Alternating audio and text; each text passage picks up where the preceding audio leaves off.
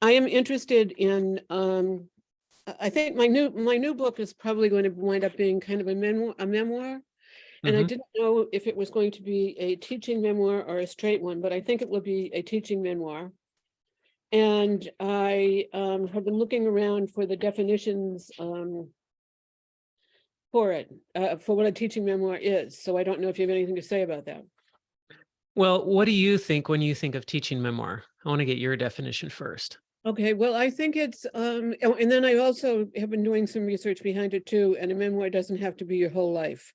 So I'm going to, my topic is dealing with extremely wealthy women over 50 who are divorced, widowed, or empty nesters and want to reconnect with their authentic selves by overcoming self-limiting beliefs through neuroscience-based processes that create new pathways in the brain.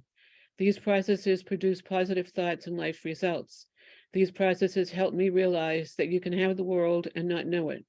I was then able to replace affluenza with inner peace when my heart and feet hit the ground with gratitude. So the reason I read that was that it tells you sort of where my memoir is headed. I have been through this experience, and it has been these neural pathway things or whatever. I also have a master's in health and life science, so I know the science behind it, even though I was given just the techniques. But so I'm going to start around the time that to show what my life was like before, and then show how these things made it better. So in a teaching memoir, I'm answering a question just circuitously. I would tell some stories and state the issue, and then maybe at the bottom or the end of a section, ask some questions. Got it. Is that so, and this has been your own experience, right? I mean, you're speaking from your personal experience. Correct. And the double digit is double digit millionaires. I was one at one point in time when I was married. Okay. So to me, it sounds, I mean, teaching memoir versus memoir, I think you can label it whatever you want to label it. If it's a story about you and you're trying to share a lesson based on something from your life, then it's a memoir. Or really, if you're talking about your life extensively in the book and everything in the book is based around your experience, then it's a memoir, regardless of whatever else is in it. And so you can have a business book that's a memoir. You can have fiction or sort of fiction type of book that's still memoir.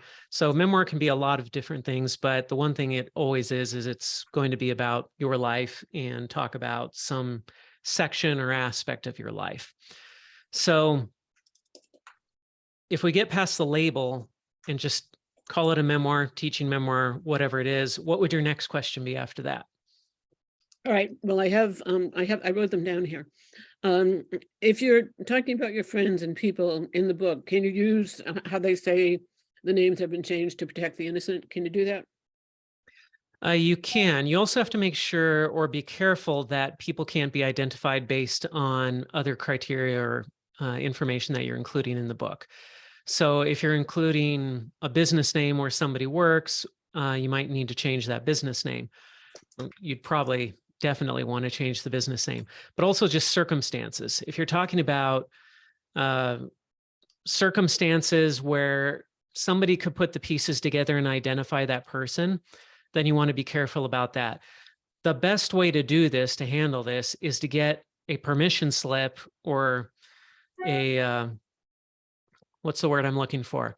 But get them, a release. Yes, a release. You want to get a release from anybody in the book where there's any chance that they might be identified from it, including if the only person who ever identifies them is themselves. So if somebody can read the book and say, Virginia, I'm pretty sure she's talking about me here. If they're able to do that, then you'll want to get a release. The only time you might not need a release, is if even if they read it, they'd be like, I don't even know that she's talking about me. But of course, if it's that vague, then it's probably not going in your book. So that would be the safe way to do it, is to get a release from people. Now, sometimes when you're writing a memoir, you're writing about dead people. Obviously, they can't sign a release. sometimes you're writing about people who don't like you or you don't like them. And so they're not going to sign a release or you don't want to talk to them to get a release. That's a different issue right there. But wherever possible, it's best to get a release because that way you're 100% protected because they've signed a paper saying, Virginia can use my name and talk about my experiences in her book, and I give her full permission to do this. And have a lawyer draw up the release or make it up myself? No, you can just search these on Google. I have one I could send you as well, but it's just a simple one-page document that basically just says, I give Virginia permission to use my name and information that I've shared or experiences from my life in her book. Generally, you would get these releases after you've written the book, so you give them a chance to read what's in the book, and then they sign the release. Very few people are going to sign a release before they see what's actually been written. As exhibited in England right now. Okay, that was a joke. Okay, thank you very much. You've been very helpful.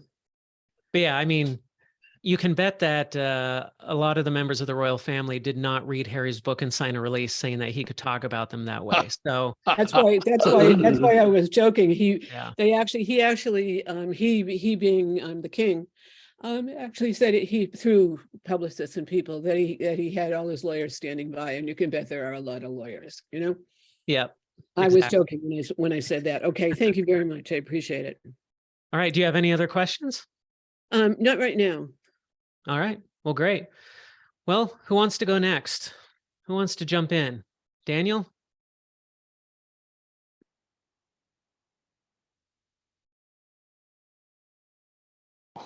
Yeah, something along Virginia's line. Like I mentioned last week, one of the book idea that I have and is coming, really together since last week are these intercultural encounter that has failed or success. So basically, the book is going to make up about 50 these little short stories, and it demonstrates different parts of the culture intelligence, culture value, conflicts. So some of them are people that I know, and some are situations that I observed. When I say observe, meaning certain world leader and they encounter each other, business leader, they encounter each other, that's become like big news. Where does that fall in? Like if I was to comment on a news story, because the news story has already been published by newspaper. If something's Can I already... take this? Can I take that story and add my commentary to it before yes, we release? Right. If something's already in the public square, then you don't need to get a release for it because it's already out there. It's already public. And so there's no restriction there. Of course, if you do quote an article, if you're getting information from an article, you need to actually quote the article and cite it with the reference and all that. Mm-hmm. But you don't need to get a release. So with my first book, I interviewed 30 CMOs for my book. And so that content was unique to our interviews. And so I had to get a release. My publisher forced me to get a release. They wouldn't publish any chapter if I couldn't get a release from the people that I interviewed. And that was easy in every case except one, where I had one of the people who thought that the way that the release was worded meant that he couldn't use the content he had given me. And he's like, well, wait a second. I'm not going to sign over all my stories to you and then not be able to tell my stories. It's kind of like that Seinfeld where Kramer sells all his stories. If you've seen that, that's what he thought he was getting into. And so I had to explain to him, no, you can still say this stuff. You can use it. The only restriction is that you can't take your chapter that is in my book and go reprint it somewhere and just give it away or put it in your own book or something as is. And you could say it all over again in a slightly different way and do that, but you can't just copy it. But he got a little bit confused about that until I explained it, and then he was willing to sign the release. Okay. So continuing on to what you just said, if I was to rewrite the news story and not quote any news source verbatim, like a storytelling situation, would that work? Yeah, you're not going to get in trouble for that as long as it's public record, as long as it's out there. Now, If you ever quote what somebody says, though, you have to cite where that came from. Oh, yeah. Mhm. So that's for sure. But That's understood. Yeah. if you're just putting together the facts of what happened from 10 different news stories, or it's something where it's just common knowledge, everybody knows this and you don't know where Mhm. you heard it from, Yeah. then yeah, you can write it up as you please that way, and you don't have to Mhm. cite Yeah. anybody or name your sources because it's just common knowledge. Right. Okay. All right. Thank you. I would say this, though, that wherever you can quote somebody or cite somebody or reference somebody, it's generally best to do it if you can. So I'm never Mhm. looking for how do I get out of citing somebody or Right. referencing or quoting Mhm. somebody. I'm always trying to figure out how can I quote somebody? How can I cite somebody? Because from my experience, the citations, the quotes, the references add credibility to my book. Yeah. And so that's valuable for me as an author. It takes more work. It's a little bit of a Mhm. hassle, but if you do it along the way while you're doing it, then it's easy. It's Yeah. really hard to write your whole book and then go back and say, okay, now I have to find sources for everything in here. You'll Oh, never do yeah. it. You Definitely. have to do it as you're going along. Yeah. Okay. All right. Yeah, because some of these so-called international news stories, incidents, there is the different different news organizations from different part of the world cover it differently. You see what I'm getting at? Yeah. And that's why I was saying, instead of quoting a story, I kind of sum up the different version. There's like he said, she said, and what really happened. Yeah. Yeah. Yeah. Yeah. So I think you're good. All right. Okay. Thank you. Yeah. Any other questions, Daniel? Not right now, but there'll be more to in days to come. Yeah. All right. Mhm. Well, let's see. Was anybody else next? Did anybody have their hand raised for next set of questions? Cade, this is your first time joining the call, right? Or at least, Yeah, this is my first time. yeah. So, well, it's your first time. I want to give you an opportunity to jump in with any questions if you've got questions, or if you were just jumping on to see how it works, then you don't have to ask questions. But if you've got them, Yeah, I think I'd feel silly asking questions till I've gone through the whole workbook at this point. I've gone partway through it, just wanted to jump on, see how it works. And yeah, so. you know what? Don't feel silly though. If you've got questions, ask them, because yeah, a lot of questions are answered in the workbook, but people read it and then they forget what's in there, or they need a little bit more detail or whatever. So if you've got questions, ask them. There's no silly questions. Generally then, like just getting over the hump of being an author, right? Like calling yourself that and getting in that mindset. So I'm an engineer, and I've noticed a lot of engineers, we don't write business books for engineers. And so that's where I'm positioning this book, is how to, I guess I feel like I'm writing. My question is, are you aware of books that have done well, that have absorbed ideas from other areas and just talked about those ideas in different ways so that other people understand them? Because really, I don't feel like I'm teaching anyone anything new, right? Stephen Covey, James Clear, like all of the big authors of self-help stuff. It's just talking about it in a way that I think speaks to engineers better or uniquely to them. So does that? Yeah. I mean, what you're asking is, if I take something that's kind of popular in this area and I repurpose it for this specific audience, namely engineers, is that a thing? Is that something that could be successful? Is that the question, essentially? Yes, exactly. And obviously incorporating my own experience and how I've applied those things and personal success and other experiential examples as well. The answer is yes, absolutely. I mean, a lot of people are doing that. And so that's absolutely something that you can do, is to take a book. This goes to the tip I just shared yesterday about your hero book. You can find a hero book like 7 Habits or Atomic Habits and say, well, yeah, but what is specific about the 7 Habits to engineers or real estate agents or whatever? Some authors actually will turn out series of books this way. So if you've ever read The Miracle Morning by Hal Elrod, he's got like 20 of these books. The Miracle Morning for network marketers, the Miracle Morning for entrepreneurs, the Miracle Morning for real estate agents. Like, he's got all these different books based around the Miracle Morning. Is the Miracle Morning really that different for real estate agents versus entrepreneurs versus any other normal person? I'm not sure there is that big of a difference, but the book just has different language, maybe different examples, different stories. And so that's enough that, I mean, if you're a real estate agent, you're probably going to buy the book that has your title or your job description on it. So yes, definitely you can take a book like Atomic Habits or 7 Habits and repurpose that content. Obviously not plagiarizing, but you can take those principles and ideas from different books and then put it all together into a new book for engineers.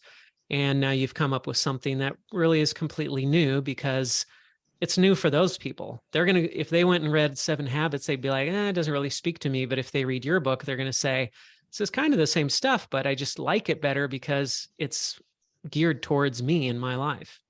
So a follow-up question to that, and I noticed you kind of did this with the workbook, right? I mean, your words were, the ideas have been mixed and marinated on for so long. How do you separate those things? So just with attribution and what we were talking about earlier, the releases, what are the fundamental rules? Obviously, you don't want to get sued, right? You don't want to plagiarize. But are there other guidelines of good questions to ask ourselves, of maybe boundaries of, for example,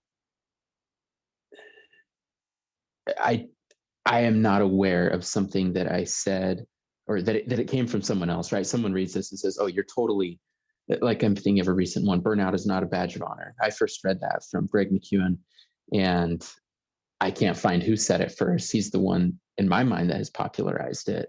But things like that, where just avoiding sticky situations, I guess. Right. So number one, when you get your manuscript in pretty good shape, not your first draft, but you get it a little ways down the road, you want to use a plagiarism checker on your own work just for stuff like this, just in case. Okay. Because you might, I mean, we all read a bunch of books, we hear things on the news, we watch movies, and some line might come into our heads and we think that it's our own original thought. But in reality, it came from some movie we saw 10 years ago or something. And so again, I'm always trying to quote other people if I can. Yeah. And so if you run a plagiarism checker, that might just catch little things like that so that you can say, oh, this actually came from somebody else. I must have heard that somewhere, but now you can go quote them. So that's one tool that you can use. And then also just searching on Google, if like that, with that quote, of course, you can go and you can try to find the quote on Google. And if you can't find the quote, you can quote the first person that you heard it from. If you can't find somebody else quoting it before, you could always reach out to Greg too and just say, did you make this up or did you get this from somebody? I'm trying to find this quote and I can't figure out who said it first. And if he says, yeah, I don't know where it came from, I just had it in my head. Well, great. Then quote Greg. And if somebody else later says, actually, that came from Abraham Lincoln or whatever, it's not a big deal. I mean, that stuff happens all the time. So you do your best and you quote where you can, you put in citations where you can, but no book is going to be perfect this way. And most people are not going to care if you miss something here or there. If you're blatantly plagiarizing, that's when people really start to care. Yeah. Thank you. But yeah, those are great questions. You kind of said you're trying to get over the hump of being an author. Was that referring to like imposter syndrome or? Yeah, I think so. Like when it's the time, right? Like it's not going to be easy. And so just deciding, I don't know, I feel like there's such a smattering of information out there. Yeah. Just will it be a success? And you don't know that at the outset and you have to start somewhere. So. Yeah. And yeah, you don't know where it's going to go. Most books do not sell a lot of copies, but you never know. And if you sell 1,000 copies, but it influences the right 1,000 people, maybe that's all the success that you need. Yeah. But being an author, it's like I say in the workbook, as soon as you say that you're an author and you start writing a book, you're an author. And it's kind of like going to the gym. When you first go to the gym, you think everybody's looking at you and laughing at how you're working out or whatever, that you're not lifting enough weight. And then after you're in the gym for a month, you realize nobody cares. It's the same with being an author. You think everybody's like, oh, what does that guy think he's doing? He says he's an author. But once you get into it, you realize nobody cares. If I say I'm an author, everybody's just like, oh, that's cool. Okay. And then they go on about their day. So nobody else is taking it too seriously. So you don't take it too seriously either. Awesome. Thanks, Josh. All right. Who wants to go next? Welcome, Mary.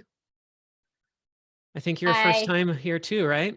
Yeah, first time because Judy over there, she All right. commented. You actually "Hi, pointed in the Judy." right direction on my screen. I'm not sure if Yeah. it worked for everybody else, but Judy and I know each other. We've been in some private like LinkedIn coaching groups. We both do LinkedIn. So when she, it's that no like trust factor. Judy said that you should join. I was like, okay, let me see what this is all about. So on my list for this year is to write a book or co-author with my, we did a LinkedIn audio event. So it's all about careers. So our book will be all about careers. It is just up here right now, but I'm doing like market research. I'm like looking and listening to the experts that are out there to see, to learn, come up with how I'm going to do this, because it's overwhelming. Like writing is not my strongest point. I'm dyslexic, so writing, like getting my thoughts out in the logical order, is probably my biggest challenge. got it. Well, that's definitely a challenge. And a lot of writers have different challenges. You've got dyslexia, I've got ADHD. We all have, I've been working with an author who can only hunt and peck for typing, which is definitely a challenge, especially when I'm asking him for feedback, because he's like, I don't want to type out my response. Can we just have a phone call? Yeah. So everybody's got their challenges, but you said you're feeling a little bit overwhelmed, like it's I'm not really feeling overwhelmed yet. I think the process, like long-term, the process in my mind is like, whoo, this is going to be overwhelming when it gets to it. I've been told that the step one is just to start writing every day, whether it's, 5 minutes, 30 minutes, but just get in the habit of writing. And I think and I haven't, I like wrote down like 3 things that I want to write about. I think that my brain thinks that I should write in the logical order, but who's inspired to write in the logical order? Like, isn't it better just to kind of do a brain dump and start writing? Right? Yes. Yeah, nobody writes a book in logical order. I mean, people might start out writing a memoir or fiction in logical order, but they're only going to start out that way. Really quick, they're going to get into just doing that brain dump like you talked about. Okay. And so if I were in your shoes starting the book, I would get a Word doc, a Google Doc, whatever you're comfortable writing in, and I would just start making notes of everything that you want to include in this book. Just make a note for every story, every example, every case study, and don't write it out. Just put a note in there so that you remember it, so it jogs your memory later. Okay. And if you can just do that brain dump of everything that you want to get in the book without caring about the order or anything like that, then there's only one goal with this, which is get everything onto one doc. Okay. If you can just get everything on one doc without thinking about a single other thing, that's the starting point. Okay. I already started a Google Doc. It says book 2023. And I've got like a link to a blog that was really good. I'm like, oh, there's some good materials in there. And then I kind of wrote down like, we'll talk about networking. We'll talk about LinkedIn, of course. We'll talk about, getting packet branding. So there's definitely different sections that we're going to write about. So that's helpful. I'm just going to go for it and start typing. Yeah. Just start with that, because once you get that brain dump out and you say, you know what, I've kind of got most of the stuff I think is going to go in the book here on this doc, then you can start looking at it and saying, what order would I want to share this in? How do I want to guide the reader through these things? And you'll see a natural order, and you can just start arranging things roughly. And that will help you to start developing your outline for the book. And then you start filling in that outline. And if you just keep going like that and you set the habit, then soon enough, you'll have a book. It's not quite that So easy, he but says, it's sort of that easy. I have witnesses. Soon enough, I'll have a book. Soon enough. If you set the habit, I mean, if you set a goal, and it doesn't matter if it's 5 minutes a day, 15 minutes, an hour, whatever it is, but set something that's easily attainable for you, that feels really comfortable and not overwhelming. And maybe that's 5 minutes. And you say, I'm just going to write 5 minutes every day. I'm going to jump into this doc, do something really quick on it, but I'm just going to touch that book at least once a day. And it's just 5 minutes.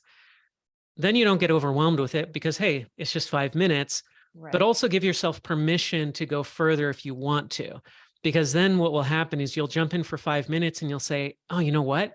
I know what to do here and here and here.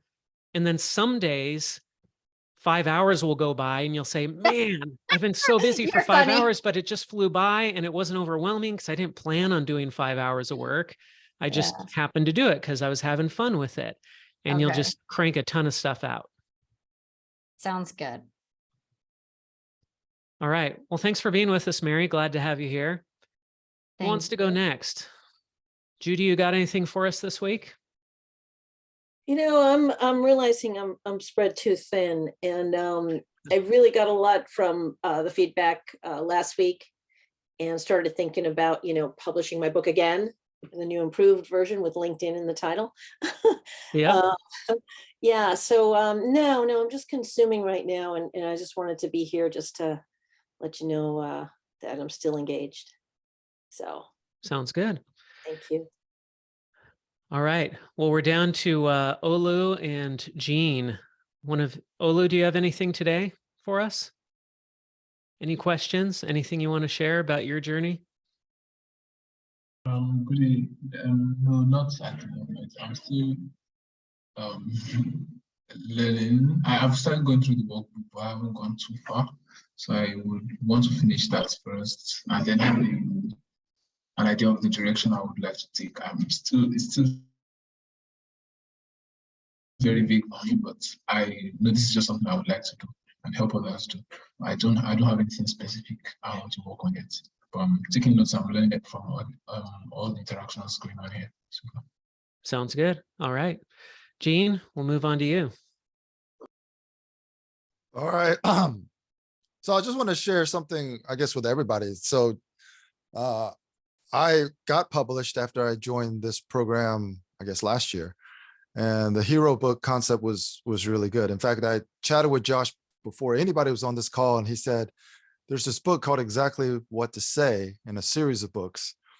And so that is the hero book for my next book.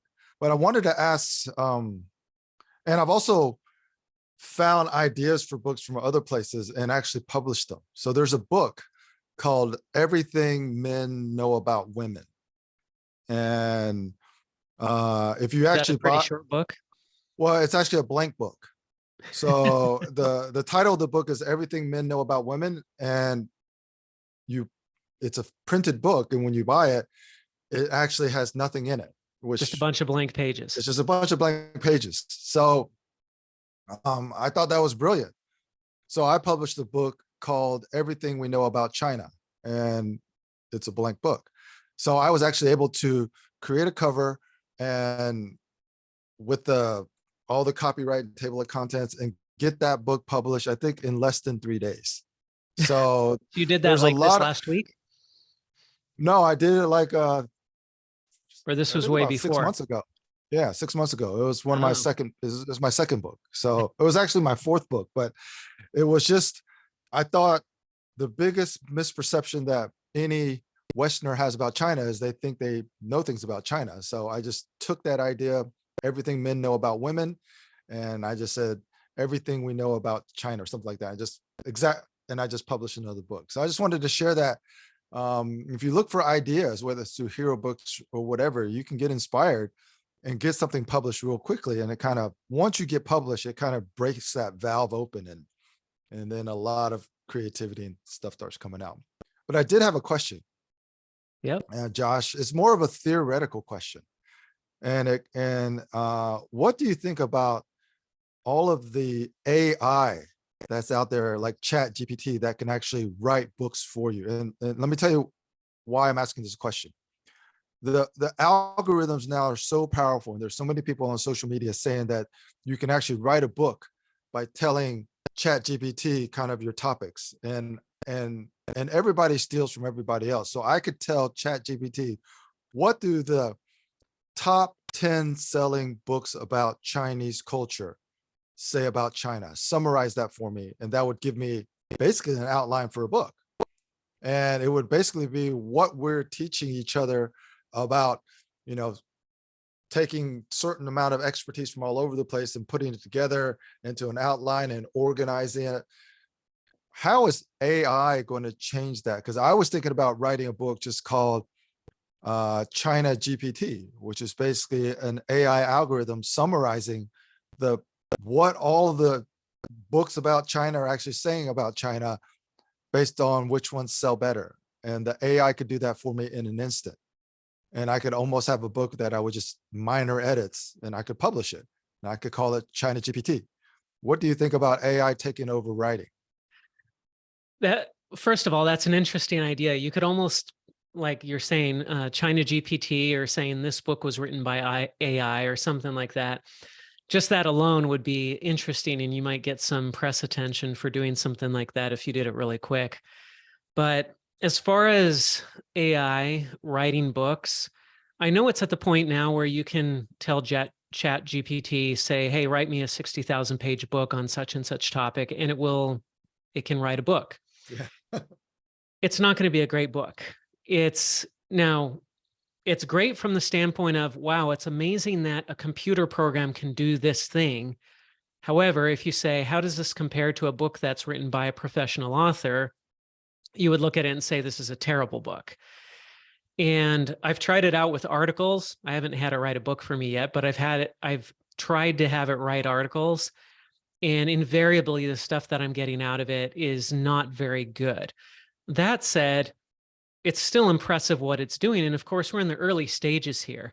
So I was born in 1975. So I grew up with Atari being like the hot video game console when it was Pong and Space Invaders and stuff like that. So I look at where Chat GPT is today, and I think it's basically Atari and Pong is what we're playing around with when it comes to AI. Now imagine what it's going to be like once Chat GPT gets to what we have, Sony, PlayStation, whatever these days. It's going to be incredible. We're on, I think, version 4 of Chat GPT or something. What about when it gets to version 40? It's going to be a very different game. And unlike video games where it took 30, 40 years to get to where we are today, it might take 5 years. Maybe it's going to take 10 years or something. But if you've seen the movie Interstellar, where he's talking to robots and they talk back to him in a way that is fairly human, and they can just do stuff that he asks them to do, and they can read between the lines and they get what the human is saying. We're going to get there pretty quick to where you can say, what I'm really looking forward to is when ChatGPT, somebody creates a ghostwriter module that goes along with it. And so you can say, hey, ChatGPT, help me write a book.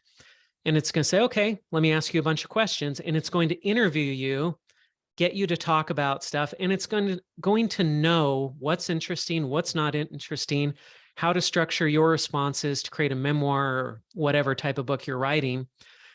And once it gets that smart, it's going to be really interesting, I think. However, you're always going to need the human element. Well, I shouldn't say you'll always need the human element. I mean, if you go ask it, if you say, give me a synopsis of books that are out there, it will be able to do that. Where it's going to be tough is when you say things like, like Virginia's going to write a memoir. She can't sit down with ChatGPT, no matter what version it's on, and say, hey, ChatGPT, write my memoir. It doesn't know what's in her head. It might be able to ask her questions to get that out of her head, but it doesn't know what's in her head without asking her what's in there, because nobody knows what's in her head. And it's the same with any book that you're going to write. If you're really going to write a book, AI is going to have to ask you questions about what you want, and it's essentially going to take the place of a ghostwriter. So I think it will be pretty interesting when it gets to that point. I think it will give ghostwriters a run for their money, but I think there will always be authors, because there will always be ideas in people's heads, and the only way to get those ideas out will be for AI to talk to the human being. But you'll never be able to just tell AI, hey, write a book on such and such topic, and it spits out the book that you want it to spit out. It's going to spit out something, but it won't be what you want, even when it gets to version 40. Does that make sense? It makes absolute sense. So, but what about so I don't think of this question as, even in the present state, as an either or, it can or it cannot. I was just thinking about it as a tool. For example, if let's say Mary wants to write another book on LinkedIn, she could take ChatGPT and say, summarize, give me a book on LinkedIn, a 60,000 word book on LinkedIn based on the 10 best-selling books about LinkedIn. And instead of having to do all the research herself, she would just edit that book down to what her personality and her values and her coaching system would reflect. And basically, instead of taking 6 months to do all the research and write a book on LinkedIn from scratch, you basically get a rough manuscript with all the research already done and summarized and categorized. And then you just add your own personality to it. Yeah, even with the current version, it should be able to do that type of thing right now. I mean, Yeah. basically give you a rough draft. The only limitation is it's not hooked up to everything in the world yet. So it doesn't know everything because ChatGPT is not hooked up to the entire internet, but it's going to be pretty soon. And it doesn't have access to the entire library of books yet, but it will soon. And so once it gets to the point, then yeah, it's going to be really interesting for it to write that type of book. Again, it's the books where it's a unique creation from scratch, where somebody is creating new research that has never been put out in the public eye before. That's where it's going to be tough for AI because it just won't have access to the information because it's new information. Yeah, like if you look at your book, 60 Days to LinkedIn Mastery, how much of that is original where you couldn't have found it online? Yeah, I think ChatGPT now or in the future would have the capability to probably do, I don't know if I want to say 80% of the work, but it could have done a lot of it. What it couldn't do is put the stories in and such, but it could do a lot of stuff that is in that book. Yeah, I was just thinking, even if it could do 50%, any person who wants to be an author for the first time, to have 50% of the work done for free is a good starting point. Yeah. But like my first book, the CMO book, I mean, if I told it, hey, write a book that interviews these 30 CMOs and gives their responses, well, of course it can't do that because it doesn't have the interviews. Now it could go out there and try to find things that those people have said publicly and put it together into a book, but it would really struggle with that because there isn't that much information from those people out there.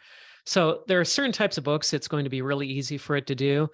Like something that's, for example, historical fiction is something that it could really thrive on because you could say, hey, write me a romance novel that's set within the context of the US Civil War. Well, it could do that right now. That wouldn't be too hard for it to do because it can grab tons of information about the Civil War and there are tons of romance books out there. And so it could weave that type of book together. But again, that's fiction. It can make it up. If it's something that's nonfiction, it might actually struggle with that more unless it's somebody famous. I mean, you could say, go write a biography about Elon Musk or something. Maybe it could do that pretty well because there's so much information out there about Elon Musk. But if I asked it to write a biography on me, it could come up with a few pages of stuff, but it's not going to be able to write a book on my life because my entire life is not out there. Yeah. Even as much as I've been out there and put myself out there, it would struggle to write a very comprehensive biography about me. Yeah. It would have to ask me a bunch of questions. So anyway, that's just an interesting discussion. So you've used ChatGPT to try to get some information to write an article? Yeah, I would say I've tried to use it, and so far I've failed in figuring out how to get it to do what I want. Oh, okay. All right. But I'm excited for the future, though. I think it will be fantastic for authors. It's easy to be afraid of something like this and think, oh, it's just going to write all the books for us. We'll all be out of jobs as authors. But no, we'll just be able to do better work as authors. We'll be able to do better books faster using AI. I think it's going to be amazing for improving our job as authors and helping us do what we want to do better, faster, easier, cheaper. It's going to be great. I mean, if you want to go hire a good ghostwriter right now, it costs you $80,000 to $120,000 to hire a good ghostwriter. And you can hire a decent ghostwriter for 50,000. You can hire an entry-level ghostwriter for 25,000, but most people can't afford even $5,000 to hire a ghostwriter. But eventually, ChatGPT is going to be our ghostwriter, and it will be as good as the best ghostwriter out there, and it will be free, or it's going to cost $50 or something. That's going to be phenomenal for us. Yeah. So yeah, I guess for all of you out there, it really depends on what type of book you want to write. Like if you want to write a book that's totally original with your own thoughts, then probably AI is not the way to go. But if you want to summarize a body of work within a certain niche, like self-help or whatever, then you could probably get a lot of 50% of the book done with a few clicks of a mouse. Yeah. So it's definitely something that I think a lot of people should be and probably are playing around with, because the more we use it, the better it gets, which is also exciting and kind Yeah. of scary if you watch movies like Terminator and stuff. But Yeah, so I'll try to get China GPT published before somebody else steals the idea. yeah. All right, All right. Josh, I need to sign off. So All I'll right. talk to you guys later. Thank you, Gene. Yep. Cade, looks like you've got your hand up there. I guess it just piggybacks with Gene's comments that as that stuff gets easier, it will be less valuable. So Not those, I according to think it's going Microsoft. to Microsoft drive. paid $10 billion for it. Did you see Well, that? no, it's going to drive the wedge farther between rare and valuable and how easy it is to Yeah. access and true original content. So Mhm. not ChatGPT itself is less valuable, just those types of books that are so much easier to produce, they lose their value. So Yeah. Mhm. It'll be interesting. I mean, I suspect that we'll see things happen with AI that none of us could have predicted. I mean, just within the realm of authorship and books, somebody's going to do something and we'll be like, oh, I never thought of that. I wish I had thought of that. But I think no matter what, it's going to be a good thing. I mean, the same argument that we're having about Chat GPT and AI and writing books is similar to the discussion that went on when self-publishing became really easy to do. Well, gee, if self-publishing is too easy, then we're going to have a bunch of bad authors publishing bad books. I don't think anybody's worried about that anymore. Yeah, we've got 2 million books or whatever being published every year.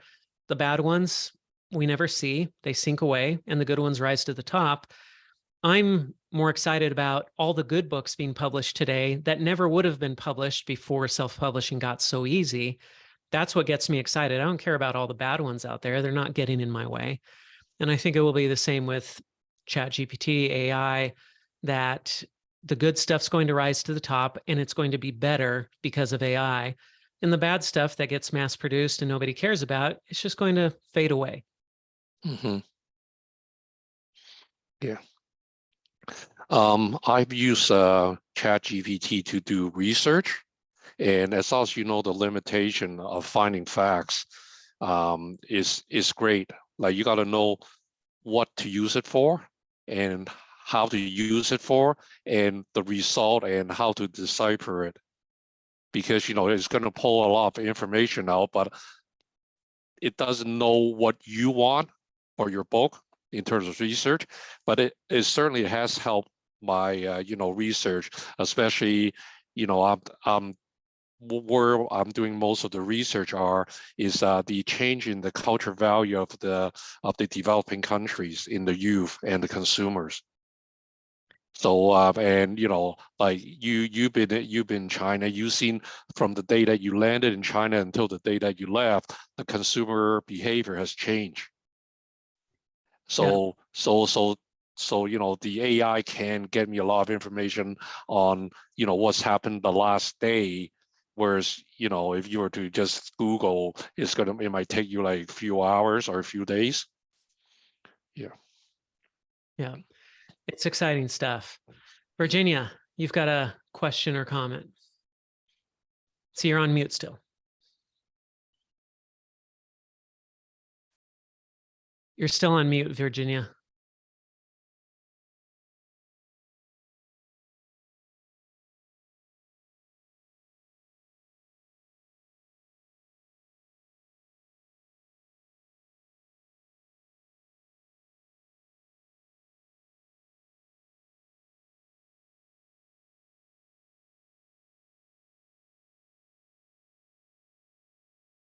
You just need to click your microphone I icon. did click the microphone. It didn't work. Oh, okay, there we I go. went to the Maui Writers Conference, and they talked a lot about everyone being afraid of people stealing their work and all this stuff about feeling like you really were an author and all of that. And basically they said something interesting, and I think it applies to this AI stuff, is that nobody can write your story the way you can write your story. And so they can have the topic, they can have all these other different kinds of things, but they're not you, and they don't have your experiences, and they don't have your tone of voice and all of that stuff. So I think that's going to be similar in the AI, is that, you know, thank God we still have a few things that separate humans from artificial intelligence, you know. I had a blinding flash of the obvious as you were talking. Somebody was talking to me once about acquiring a book, and I wondered what you think about it. And then you would, you know, have a royalty split. And I'm just curious to know what you think about if you're familiar with it and what you think about it. Yeah, so a book is, we tend to think of it as something so personal because we put so much into it and we put so much of ourselves into it. But a book is a piece of property. It's an asset. If you work with a traditional publisher, you sell your book to the publisher and the publisher owns your book. To the extent where, and I've seen this happen with, I can't remember the publisher, but they're a fairly well-known publisher. And this publisher, they had an author. The author wasn't selling the book anymore. It had been in print for 10 years. The author had moved on to something else professionally in their lives, so they weren't promoting the book anymore. And the publisher came back and said, hey, we want you to promote your book and keep selling your book. And the author said, I'm not there anymore. I don't do that anymore, so I'm not going to go promote that book. So the publisher took the book and stuck a different author's name on it, who was willing to go out and talk about it. And suddenly that guy's book became somebody else's book because the author didn't own the book anymore. The publisher owned the book. Now, most publishers will not do that, but this publisher did that, which just goes to show the book is a piece of property. And so the idea of acquiring a book and splitting proceeds or anything goes. If you can go to somebody and say, hey, I see you've got this great book out there, but you're not promoting it, or for whatever reason, the value is not being extracted from the book, then you could approach that person with a proposition and say, hey, I will buy your book, or I'll buy half your book or whatever, and let's promote it together and we can do something with it. Now, I don't know if that answers your specific question or scenario, Virginia, but that's what it made me think of. No, it sounds to me, and somebody offered to acquire my book, and this was when I was writing another book, not this new one that I'm working on now. This is when I was working on one about violence and putting the human back into humanity, which I didn't go ahead with. But they wanted to acquire the book. And then, so that means they put up about $15,000 or $20,000 to publish it and do all of that stuff. And then there would be a royalty split. Now, I'm not sure I remember what that one was, but the last one I heard was about 15%. So I'm just wondering about if that's a good thing to do. But from what you just told me, it's not a good thing to do because then they own the book. Well, yeah, if you're going to, you always have to be careful about who owns the book. So now you can sell your book to somebody else, but then they can do whatever they want with it if they own it. Now that's assuming whatever contractual arrangement you have. This publisher had the author sign over the rights to the book so that the publisher's side of the contract said, we can do anything we want with this book. And of course, the publisher never dreams that they would stick somebody else's name on it. So he wasn't being careful about that. So you can word a contract any way you want to get what you want out of it. And then they would have to abide by that contract. So you can still sell your book to somebody, but maintain some level of control over it contractually. Although bear in mind, a contract is just an invitation to go to court. And going to court is not about what's right or wrong. It's about getting your way. And getting your way generally depends on who has the most money to pay the best lawyers. I was just going to say, this sounds to me like it's about money.